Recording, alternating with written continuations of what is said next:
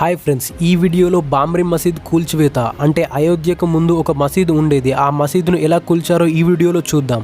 అయోధ్య వివాదానికి సంబంధించి విశ్వ హిందూ పరిషత్ దాని అనుబంధ సంస్థలకు చెందిన కార్యకర్తలు పెద్ద ఎత్తున చేరి 1992 డిసెంబర్ 6న బాబ్రీ మసీదును కూల్చివేశారు. హిందూ జాతీయవాద సంస్థలు నిర్వహించిన రాజకీయ ర్యాలీ హింసాత్మకంగా మారడంతో ఉత్తరప్రదేశ్ అయోధ్య నగరంలోని 16వ శతాబ్దపు బాబ్రీ మసీదు వారి లక్ష్యంగా మారింది. అప్పటికే సంవత్సరాలుగా వివాదం జరుగుతున్న ప్రదేశం కావడం, కొద్ది నెలలుగా మత ఘర్షణలు జరుగుతుండడం వంటివి ఈ ఘటనకు నేపథ్యం. ఈ వీడియోలోని డాటా కేవలం వికీపీడియా నుండి తీసుకోబడింది, ఎవరి పర్సనల్ అభిప్రాయాల నుండి రాలేదు. అలాగే ఇలాంటి వీడియోలు తీసుకురావడం కోసం మా టీం అండ్ మేము ఎంతో కష్టపడుతున్నాం. So subscribe. ఇక వీడియోలోకి వెళ్తే, హిందూ విశ్వాసాల ప్రకారం అయోధ్య నగరం శ్రీరాముడి జన్మస్థలం. 16వ శతాబ్దంలో మొఘలు జనరల్ మీర్ బాకీ కొంతమంది హిందువులు రాముడి జన్మస్థలం అనే భావించే ప్రదేశంలో బాబ్రీ మసీద్ అనే పేరుతో ఒక మసీదు నిర్మించాడు. ఈ మసీదును గతంలో ఇస్లామేతర నిర్మాణం ఉన్న సంస్థలోనే నిర్మించాలని ఆర్కియాలజికల్ సర్వే ఆఫ్ ఇండియా పేర్కొంది. 1980వ దశకంలో విశ్వ హిందూ పరిషత్ ఈ ప్రదేశంలో రాముడికి ఒక ఆలయాన్ని నిర్మించాలని ఒక ప్రచారాన్ని ప్రారంభించింది. భారతీయ జనతా పార్టీ దానికి రాజకీయంగా గొంతు కలిపింది.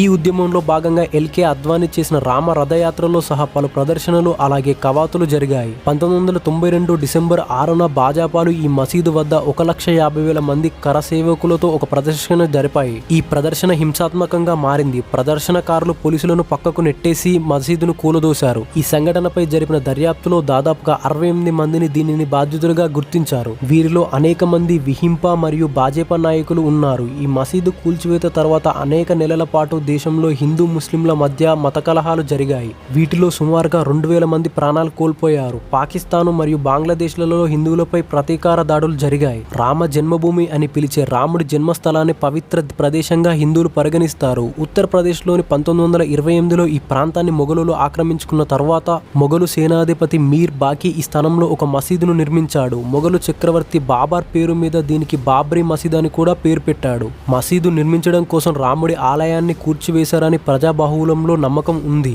ఈ నమ్మకానికి చారిత్రక ఆధారం చర్చనీయం. మసీదుకు ముందు ఆ స్థలంలో ఒక నిర్మాణం ఉండేదని చెప్పే పురావస్తు ఆధారాలు కనుగొన్నారు. ఈ నిర్మాణం హిందూ దేవాలయమని, బౌద్ధ నిర్మాణమని వివిధ రకాలుగా భావించారు. కనీసం 4 శతాబ్దాలుగా ఈ స్థలాన్ని హిందువులు, ముస్లింలు మతపరమైన ప్రయోజనాల కోసం ఉపయోగించారు. మసీదు నిర్మించిన స్థలంలో ఆలయం ఉండేదని తొలిసారి 1922లో ఫైజాబాద్ కోర్టులో ఒక అధికారి చెప్పారు. నిర్మోహి అఖాడా విభాగం ఈ ప్రకటనను ఆధారంగా చూపిస్తూ 19వ శతాబ్దపు తర్వాతి కాలంలో ఒక దావా వేసింది. ఇది 1955లో ఈ ప్రదేశంలో జరిగిన మొట్టమొదటి మత కలహాకు దారితీసింది. 1859లో బ్రిటిష్ పాలనకు వివాదాలను నివారించడానికి మసీదు బయటి ప్రాంగణాన్ని వేరు చేయడానికి ఒక కంచెను ఏర్పాటు చేసింది. 1949 వరకు ఈ స్థితి ఇలానే కొనసాగింది. 1949లో రామ విగ్రహాలను ఎవరు చూడకుండా మసీదు లోపల పెట్టారు. హిందూ మహాసభ, స్వచ్ఛంద సేవకులు ఈ పని చేశారనే ఆరోపణలు వచ్చాయి. దీనిపై గందరగోళం చెలరేగింది. ఆ స్థలం మాదంటే మాదంటూ ఇరుపక్షాలు కోర్టులో సివిల్ కేసులు దాఖలు చేశాయి. విగ్రహాలను లోపల ఉంచడానికి మసీదులను అపవిత్రం చేయడంగా ముస్లింలు భావిస్తారు.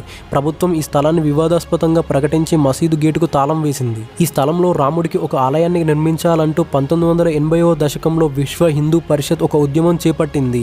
బీజేపీ దానికి రాజకీయ బలాన్నిచ్చింది. తాళాలు వేసిన గేట్లు తెరిపించి అక్కడ హిందువులను పూజలు చేసుకోవాలని 1986లో జిల్లా న్యాయమూర్తి తీర్పునిచ్చారు. షాబానో వివాదంపై తాను కోల్పోయిన హిందువుల మద్దతును తిరిగి పొందాలని భావించిన భారతీయ జాతీయ కాంగ్రెస్ నాయకుడు, అప్పటి భారత ప్రధాని రాజీవ్ గాంధీ ఈ నిర్ణయానికి మద్దతు పలికాడు. 1989 సార్వత్రిక ఎన్నికల్లో కాంగ్రెస్ ఓడిపోయింది. పార్లమెంటులో బీజేపీ బలం 2 నుండి 88కి పెరిగింది. వీపీ సింగ్ ప్రభుత్వానికి బీజేపీ మద్దతు కీలకమైన పరిస్థితిని ఏర్పరిచింది. 1990 సెప్టెంబర్లో బీజేపీ నాయకుడు ఎల్కే అద్వానీ ఒక రథయాత్రను ప్రారంభించాడు. ఉత్తర భారతదేశంలో చాలా ప్రాంతాల్లో పర్యటించి ఈ రాజకీయ యాత్ర అయోధ్యకు చేరింది. ప్రతిపాదిత రామాలయానికి మద్దతుకు సమీకరించడం, ముస్లిం వ్యతిరేకత భావనలను రేకెత్తించి హిందూ ఓట్లను ఏకం చేయడం ఈ యాత్ర ఉద్దేశం.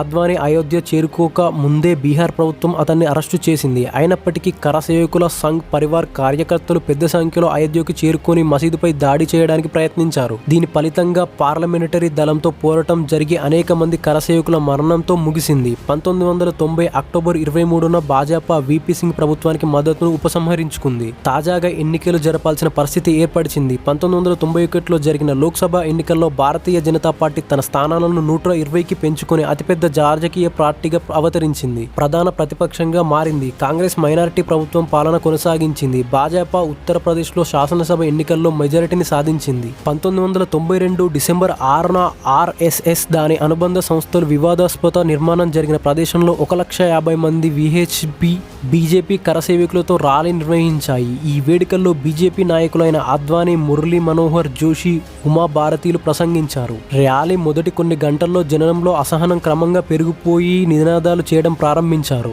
దాడిని ఎదుర్కొనేందుకు సన్నాహంగా నిర్మాణం చుట్టూ పోలీసులు రక్షణ వలయం ఏర్పరిచారు. అయినా మధ్యాహ్నం సమయంలో ఒక యువకుడు ఒక కాషాయ జెండాను మూసుకుంటూ పోలీసుల రక్షణ వలయాన్ని దాటి ఇది జనసమూహానికి ఒక సంకేతమైంది. వాళ్ళు నిర్మాణాన్ని చుట్టుముట్టారు. ఈ స్థాయి దాడికి సిద్ధంగా లేక పోలీసులు అక్కడి నుండి పారిపోయారు. జనసందోహం గొడ్డళ్లు, కత్తులు, కేకలతో సహా భవనం పైకి ఎక్కారు. కొన్ని గంటల్లోనే మట్టి శుద్ధులతో తయారైన నిర్మాణాన్ని కూల్చేశారు. ఈ కూల్చివేతకి 2009 నాటి నివేదిక ప్రకారం మసీదు కూల్చివేతకు 68 మంది కారణమని తేల్చింది. వీరిలో ఎక్కువ మంది బీజేపీ నాయకులే. వారిలో పేరు పొందిన వారు వాజ్పేయి, అద్వానీ, మురళీ మనోహర్ జోషి, విజయ్ రాజే సింధ్. అయితే అప్పటి ఉత్తరప్రదేశ్ ముఖ్యమంత్రిగా ఉన్న కళ్యాణ్ సింగ్ కూడా ఈ నివేదికలో తీవ్ర విమర్శలను ఎదుర్కొన్నారు.